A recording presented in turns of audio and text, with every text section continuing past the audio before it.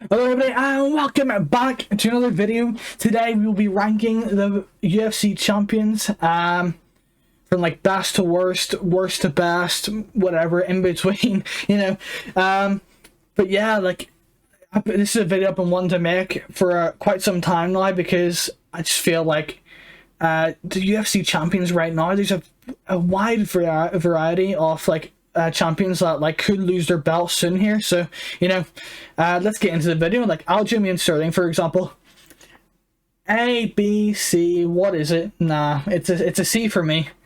Or is it B? It's a C. C for me.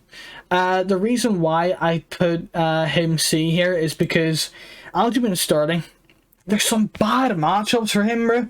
Like, I know he beat Peter Yan there, but man, he was gassing in that fourth and fifth round. I saw he won the first three rounds, and I mean, everyone with like a judging brain obviously thought he won the first 1, 2, and 3. But there's obviously some like people like Michael Bisping, who's like, you can tell he has one eye, because holy shit, bro, he can't judge.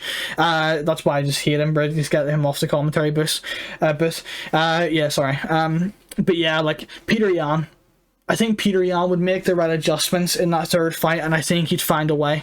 I do realise that Peter Yan, I mean, the way he was giving us back that last fight wasn't great, but like I said, I feel Peter Yan would make the right adjustments. TJ Dillashaw is also a very close fight. Jose Aldo, I think he'd lose to Jose Aldo for sure. Jose Aldo's takedown defense, BJJ, his striking, I just feel like it's on his striking's on another level in my opinion to Aljamain Sterling's, and I don't feel like with all the experience Jose Aldo has, would just give his back to a guy who's, I know, no one has a human backpack kind of fighter.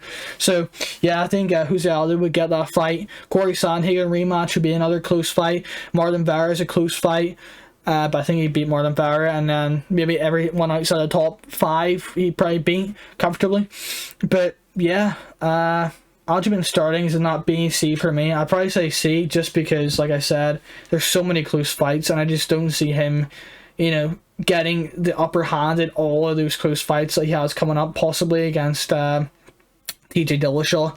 I feel like I really don't know who's going to win that fight, to be honest. But yeah, there's a lot of close fights and hard fights to call in his weight division when he has to fight them.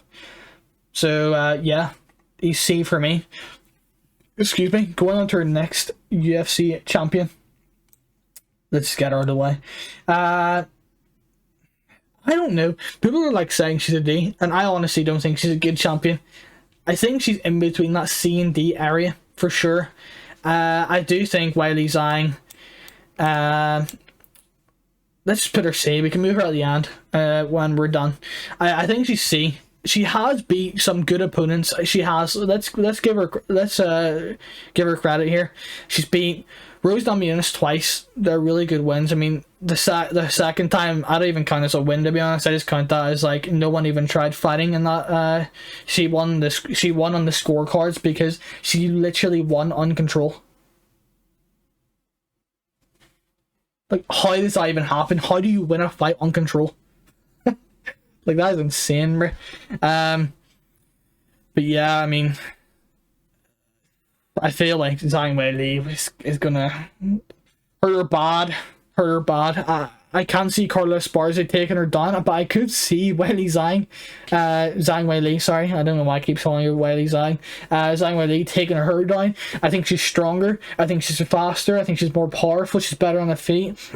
Grappling, I'd probably side with Esparza, just because she probably has better BJJ than Zhang Weili. But yeah, I feel like he's just not. I don't know. It's like people say that's the most stacked division, but like she's beat a lot of the good girls, and I don't even think she's very good. That is women MMA for you, ladies and gentlemen. I'm not even going to spend any more time on that because I just can't be bothered with women. MMA, it's absolutely fucking garbage to watch. It's so shit. I'm literally like this fight. Oh, right. Anyway. Juliana Pena, D for sure. I mean, she beat Sarah McMahon. She was on a 1 fight winning streak when she got her UFC title shot. She beat Amanda Nunes. I get it. Amanda Nunes looked terrible. Let's move on. Valentina Shevchenko didn't ask for me. She didn't look great in her last performance, however. She's beat some of the best women in her weight class. Caitlin Chikagian, Talia Santos. I know that Talia Santos is debatable, but she definitely won 3 rounds. If you go watch it back, if you have like a brain MMA, like unlike Michael Bisping, once again, he just doesn't have a brain, and he judged it for Talia Santos. He was just grappling instead of actually trying to finish the fight by effective grappling or damage, which obviously in that case, Valentina Shevchenko won that. What was it, 3rd round or 2nd? I can't remember. But yeah, she beat Laura Murphy. She's fucking garbage. Jessica Andrade, that's a good win, and she just dismantled Jessica Andrade. It was so easy. Alexa Grasso, she hasn't fought, but yeah, I mean, everyone outside that top, everyone in her weight class, this is fucking garbage, to be honest. Like, yeah, I mean, she beats every single woman in that weight class, doesn't she? Really? And I don't really think it's any. I don't think it's close. She probably, honestly, like, people are saying, oh yeah, she's still really motivated, but like, let's be real, like, is she really motivated? She's just probably just doing this for a cash grab. Like, I get it, she wants to defend her UFC title, but like, man, surely you're wanting a challenge by moving up a weight class. Like, I feel like, again, going back to Juliana Pena, like, she would lose to Valentina Shevchenko for sure. And she already lost her, so, you know, that, like, bantamweight, like, enough, is a flyweight, it is women's flyweight, bantamweight and the women's flyweight division is just, they're garbage, to be honest. It's women in general are so fucking shit at fighting. But yeah, going on to our next one, we're getting into the good ones. Finally, we're getting into the good ones. Get those 3 women out of the way. Jiri Prochazka.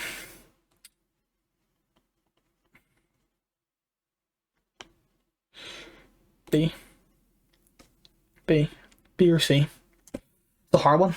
It's a difficult one. He's not an ARS, let's be real here. Jiri Prochazka gets it a lot. His takedown defense is okay.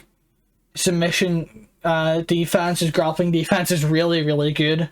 And his, like, scrambles are quite good, but honestly, like, I feel like there are some guys in that division that could cause him problems for sure. Like, Glover Teixeira, if they had a rematch, that's a very interesting rematch, but I think Jiri Prochazka would make the right adjustments and probably beat Glover Teixeira in the rematch. Jan Blachowicz is a very interesting one. I think Jan Blachowicz might get the upper hand in that fight just by, you know, by his, like, striking. I feel like his striking is more clean than Jiri Prochazka's, but Jiri Prochazka's like such an unpredictable guy. It's weird. You don't know where he's going to go. You don't know if it's going to be an elbow, spinning elbow. You don't know if it's going to be a jab, right hook, left hook. You just don't know what the guy's going to do next. But yeah, I mean, the guy got knocked out by an up kick and just, like, landed in side control and was like, oh yeah, shit, I'm here. So, you know, he's one of those guys that are just, like, crazy. He's like Tony Ferguson of the light heavyweight division. So yeah, Jiri Prochazka is a B for me. I think there are some guys that could cause him problems. Like I said, Jan Blachowicz, Glover Teixeira, Magomed Ankalaev could be a problem, but I think he gets it done against him. Yeah, I feel like Jamal Hill might be a problem. I mean, it's too soon to say. Yeah, I mean, Jamal Hill looks good and then he looks bad at times. But yeah, Jiri Prochazka is a good champion for sure.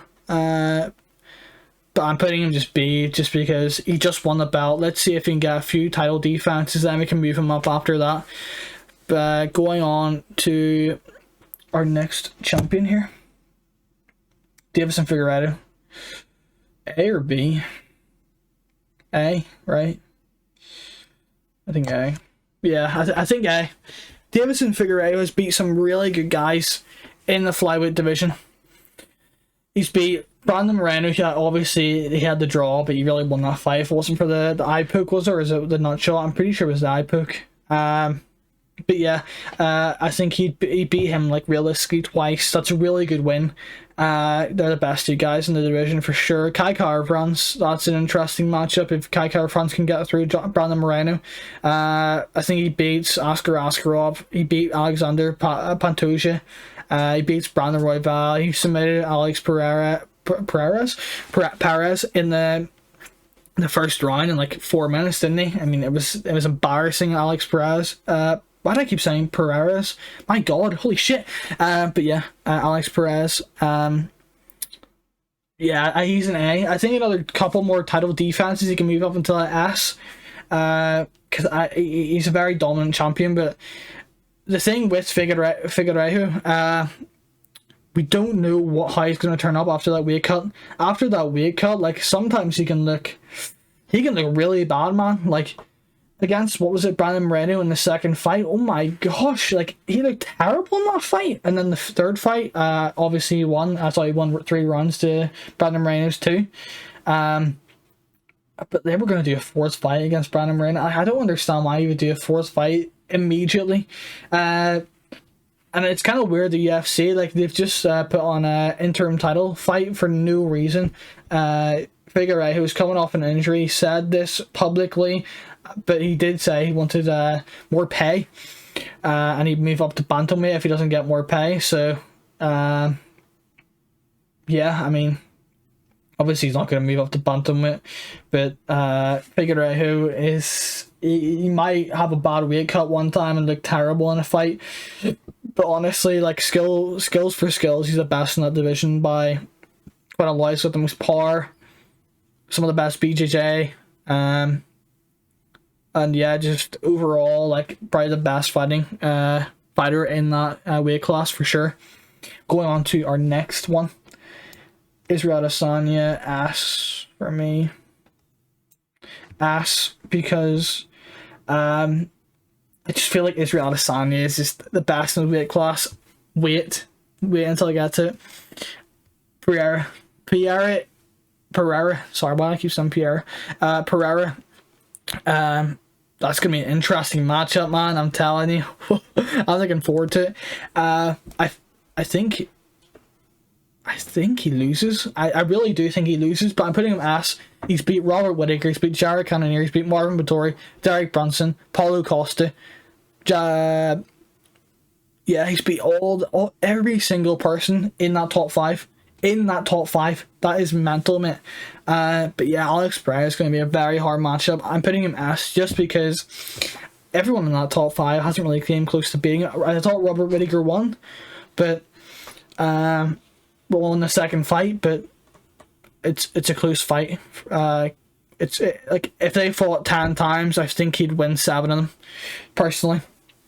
But yeah, I think Pereira might get the job done here. I think he's got more power. He's got more strength. He's stronger, obviously. He's bigger.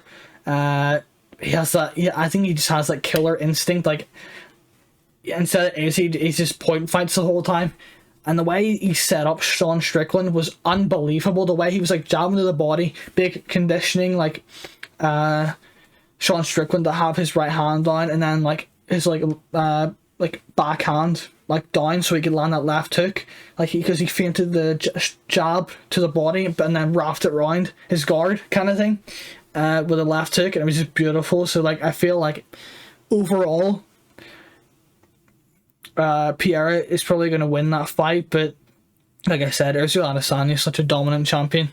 I think he's just the best fighter in that weight class by quite a bit, and his takedown defense is really impressive. Like, he's really hard to take down.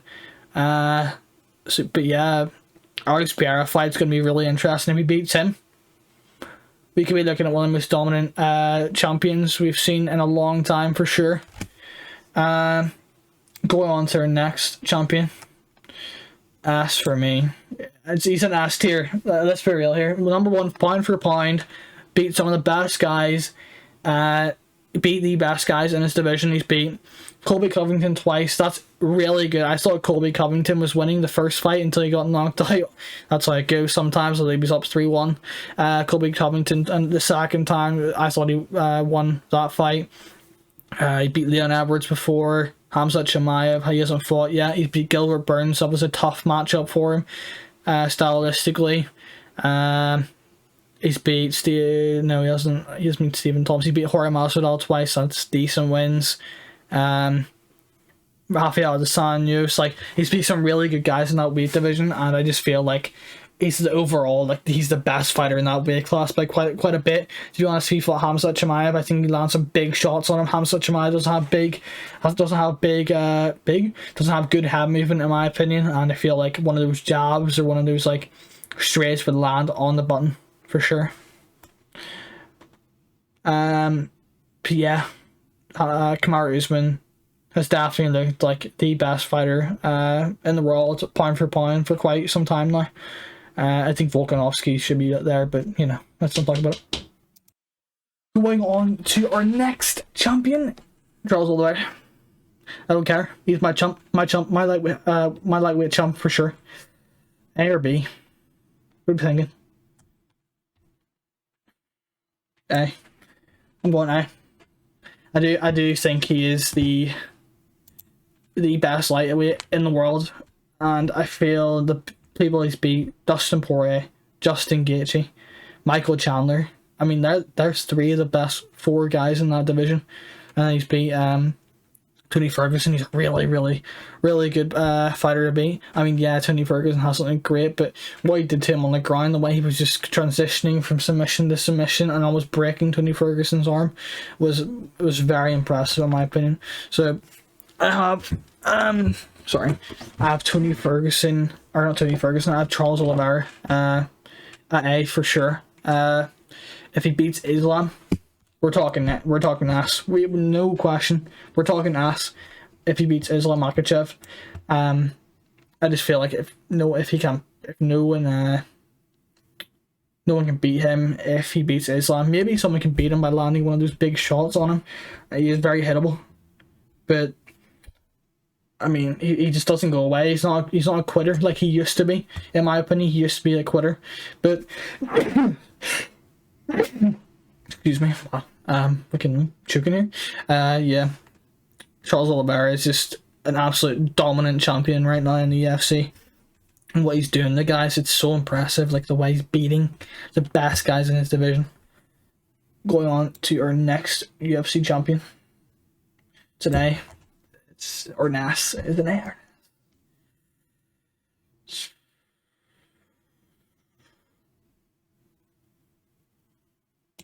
Hey. People are gonna be like, no way you're putting him at Ash. There's no way you're putting him at Ash. Seriously, there's no way you're putting him at Ash. Yeah, no, I was thinking about it, and then I was like, Cyril Gane fight, I thought he lost. Stipe Miocic, he lost once.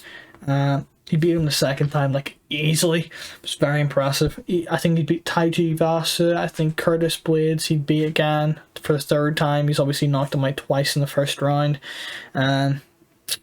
Derek Lewis, obviously, I think he'd beat. I mean, he lost him, but yeah. Like, this is the reason why he's not asked. Like, these kind of, like, fights he's lost in the past. Like, against Derek Lewis. Like, yeah, Derek Lewis is not a good loss to have. Like, if you're a champion and you're losing to Derek Lewis, it's kind of like, come on, bro. But yeah, Cyril Gane, like, that was a really impressive fight. Like, his knee was torn up, apparently in that fight. And the way he was out grappling Cyril Gane, like he was like a ragdoll. Like he was just ragdolling him, slamming him, taking him down, double legging. It was crazy. But yeah, I thought Cyril Gane won that fight, but it is what it is. It was a very, very close fight, back and forth. But yeah, Francis Ngannou's got obviously that power that can shut the lights out, and he would definitely beat everyone outside that top 5 for sure. Everyone outside, probably even top 2. Like, I can't see him losing to Taiji Vasa. I can't see him losing to Curtis Blades, Derek Lewis, Tom Aspinall. Maybe. We haven't seen much from Tom Aspinall yet. He definitely won't lose to Volkov, Rosenstruik. Obviously destroyed in like the first round, like 13 seconds. But yeah, Francis Ngannou's an A tier champion for sure, in my opinion.